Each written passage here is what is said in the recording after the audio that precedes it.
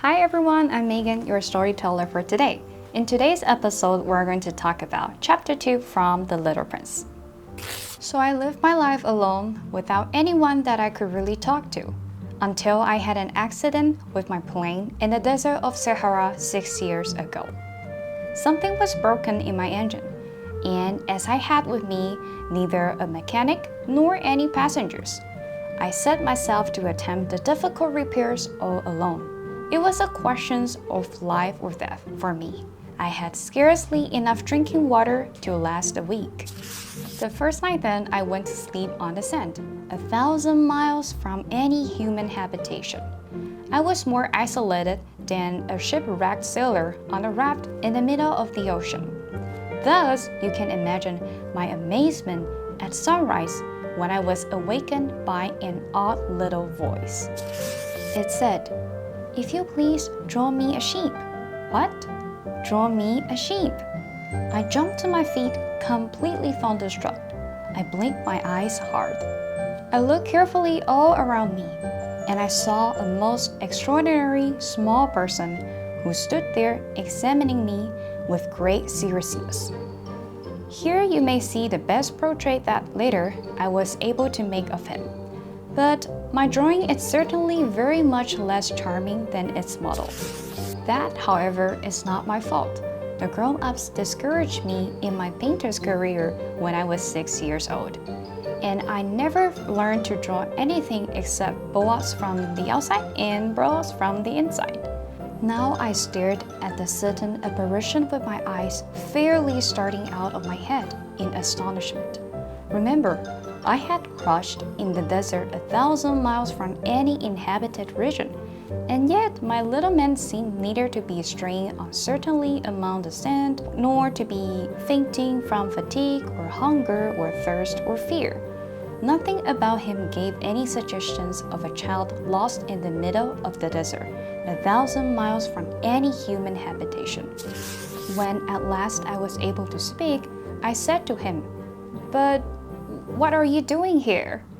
And in answer, he repeated, very slowly, as if he were speaking of a matter of great consequence, "If you please, draw me a sheep." When a mystery is too overpowering, one dare not disobey.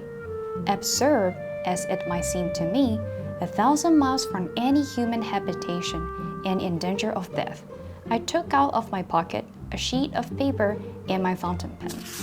But then I remembered how my studies had been concentrated on geography, history, arithmetic, and grammar, and I told the little chap that I did not know how to draw. He answered me, "That doesn't matter, draw me a sheep." But I had never drawn a sheep, so I drew for him one of the two pictures I had drawn so often. It was that of the boa constrictor from the outside. And I was astounded to hear the little fellow greet it with, "No, no, no, I don't want an elephant inside a boa constrictor. A boa constrictor is a very dangerous creature, and an elephant is very cumbersome. Where I live, everything is very small. What I need is a sheep. Draw me a sheep." So then I made a drawing.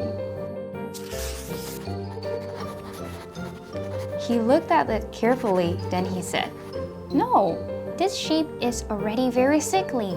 Make me another." So I made another drawing. My friend smiled gently and indulgently. "You see yourself," he said, "that this is not a sheep. This is a ram. It has horns." So then I did my drawing over once more. But it was rejected too, just like the others. "This one is too old. I want a sheep that will live a long time." By the time my patience was exhausted because I was in a hurry to start taking my engine apart, so I tossed off this drawing, drew out an explanation with it. "This is only his box. The sheep you asked for is inside." I was very surprised to see a light break over the face of my young judge. "This is exactly the way I wanted it. Do you think that this sheep will have to have a great deal of grass? Why? Because where I live, everything is very small. There will surely be enough grass for him, I said.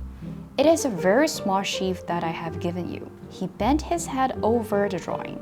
Not so small that, look, he has gone to sleep. And that is how I made the acquaintance of the little prince. Isolated, adjective, not near to other places. An isolated village. Extraordinary, adjective, very unusual, special, unexpected, or strange. He told the extraordinary story of his escape. Absurd, adjective, stupid and unreasonable, or silly in a humorous way. What an absurd dream you had. Gently, adjective, calmly, kindly, or softly. He lifted the baby gently out of its crib. Exhausted, adjective, extremely tired. I'm exhausted. I need to take a nap. A great deal of, phrase, a large amount of. She made a great deal of cookies for the party. Fatigue, noun, extreme tiredness. She was suffering from fatigue. Alright, that's it for today. Don't forget to subscribe to the channel if you haven't already, and I'll see you next time. Bye!